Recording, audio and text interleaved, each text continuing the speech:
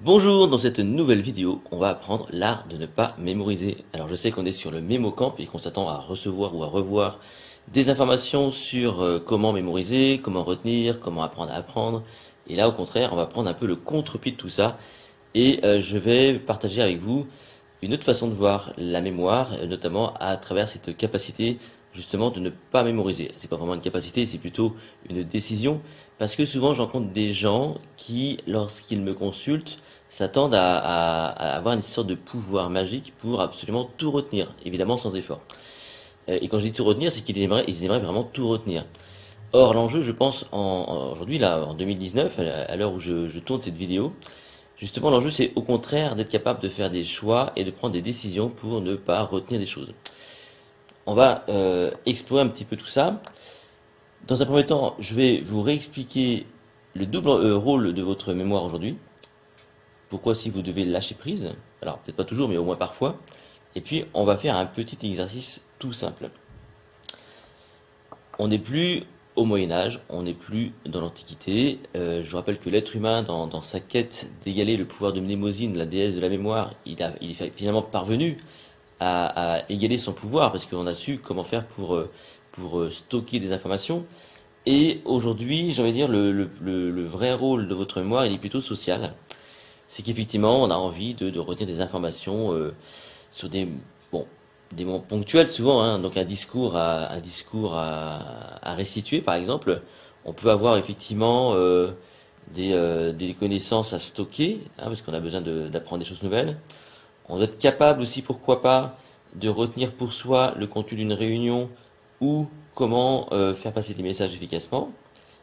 Des trucs basiques comme retenir des prénoms, favoriser la créativité, retenir peut-être des échanges et pourquoi pas des trucs du type des tâches du quotidien. Donc toutes ces choses-là, on voit bien que aujourd'hui la mémoire elle a un rôle vraiment très social. C'est comment est-ce qu'on arrive dans le cadre de la société à être efficace, à peut-être briller en société parce que quand on a une personne qui veut discourir sans prendre des notes, quelque part il se cache une forme, si vous voulez, aussi de posture qui consisterait donc à montrer que nous sommes une personne un peu plus brillante que l'ordinaire, hein. Une personne qui serait en train de lire ses notes, évidemment, serait moins bien perçue qu'une personne qui discourt sans notes. Donc, ce rôle social est évident.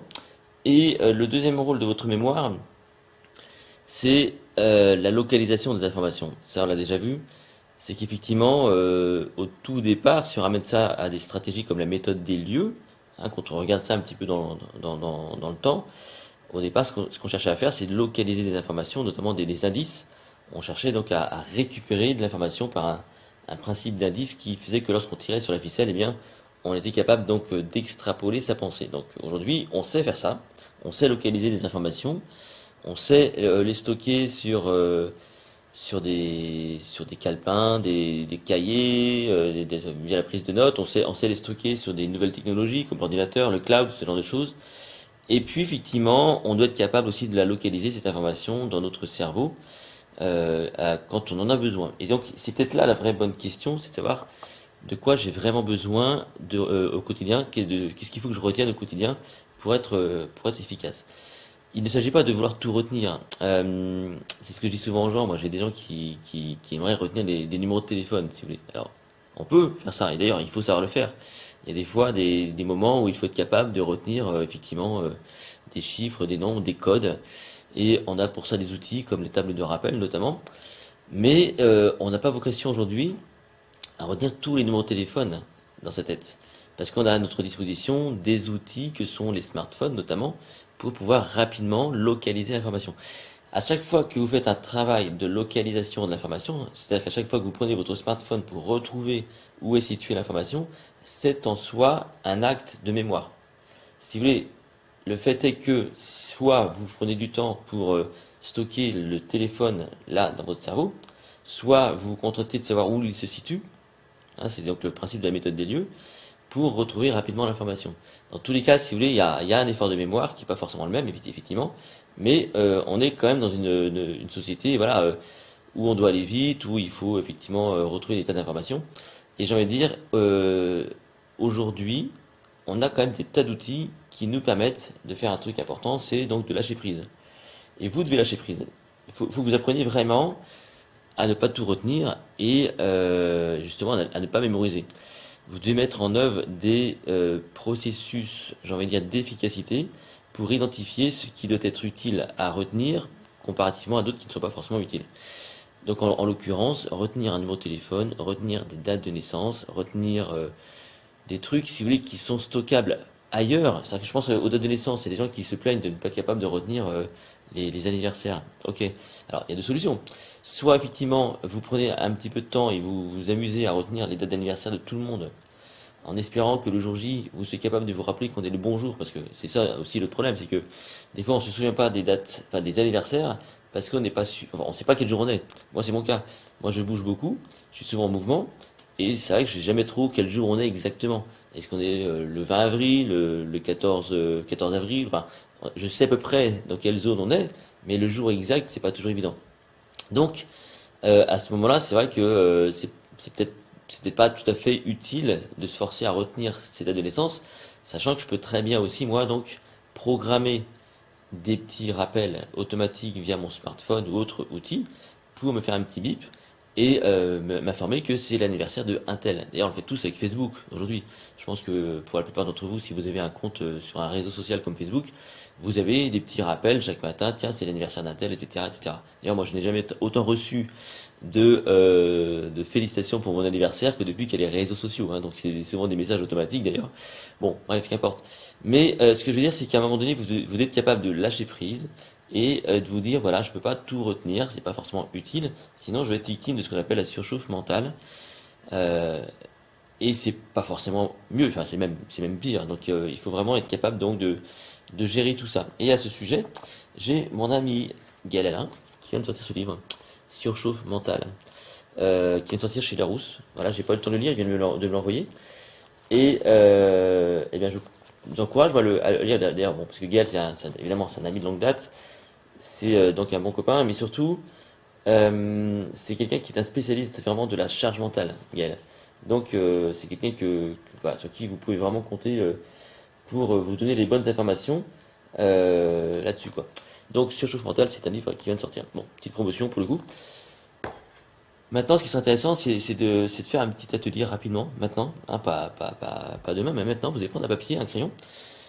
Moi, j'aimerais que vous sachiez identifier tout ce que vous n'avez pas besoin de retenir, tout ce qui peut-être vous stresse, des choses qui vous, enfin voilà, dans votre tête qui vous stressent, souvent dans le quotidien. Donc retenir, je sais pas moi. Alors les tâches du quotidien, c'est pareil. Genre, c'est bien évidemment de savoir ce qu'on a à faire dans le quotidien, mais faut pas avoir peur des post-it. Faut pas avoir peur de noter. Surtout s'il y a de l'enjeu. Donc s'il y a de l'enjeu derrière les tâches et que vous vous mettez une pression pour ne pas les oublier, bah, notez-les quelque part, hein, ça va quand même être beaucoup plus confortable pour vous. Il faut vraiment savoir vivre avec son temps, être capable de retenir des choses, on va dire, qui sont utiles dans le quotidien. Donc effectivement, hein, je reviens au truc, voilà mon discours, parce que j'ai une assemblée de gens, il faut absolument que je paraisse quelqu'un d'assez brillant, donc je vais retenir un discours sans notes. Il y a ces fiches encyclopédiques sur le MemoCamp, moi je vous encourage encore une fois à travailler là-dessus, c'est encore la meilleure façon d'optimiser, d'entretenir et de développer votre mémoire, c'est par l'apprentissage de notions de culture générale telles que je vous les donne là. Prenez un petit peu de temps chaque matin, chaque jour pour vous amuser à retenir ça, c'est bien, ça c'est très intéressant parce que ça, encore une fois, ça, il y a toute la partie cognitive qui est appliquée et tout ce dont on parle depuis le début. Mais après, effectivement, il y a des choses, sachez déléguer, quoi, n'ayez pas peur de déléguer. Au contraire, privilégiez votre bien-être au quotidien et évitez cette fameuse surcharge mentale et cette surchauffe mentale. Donc faites une petite liste maintenant. Est-ce que par exemple, voilà, le matin, est-ce que je peux pas tout simplement accepter l'idée que voilà, je prends un agenda et je vais lister tout ce que j'ai à faire, voilà, tout simplement. Et puis tranquille, voilà, je délègue ça. Est-ce que effectivement les numéros de téléphone, je peux me contenter de pas les retenir et de me dire de toute façon j'ai mon téléphone qui est là pour ça. Est-ce que je sais pas moi les prénoms de je sais pas moi de mes voisins que je vois pas souvent, est-ce que je peux me les mettre sur un endroit et, par contre j'aimerais bien quand même me rappeler de qui est qui. Est-ce que je pourrais pas tout simplement les noter sur un endroit dans ma maison et je mets sur le frigo juste pour avoir un petit rappel de temps en temps et ça me faciliterait quand même la tâche. Oui, donc il y a plein de choses que vous pouvez faire et qui vont vous permettre d'être sans doute plus efficace. Donc cette notion de mémoire externe que sont le papier, que sont les ordinateurs, ce genre de choses, vraiment prenez-la en considération. Ce n'est pas une tare, c'est pas du tout une tare de déléguer l'information sur des lieux, sur des endroits, où vous êtes capable de retrouver l'information. Donc rappelez-vous bien de ça. L'enjeu de la mémoire, c'est quand même de localiser l'information et ensuite de savoir faire la différence entre ce qui doit être localisable sur une source externe pour mon confort ou dans mon cerveau parce qu'il y a un besoin d'efficacité ou de socialisation ou ce genre de choses. Voilà. C'était l'art de ne pas mémoriser. À très vite pour une prochaine vidéo.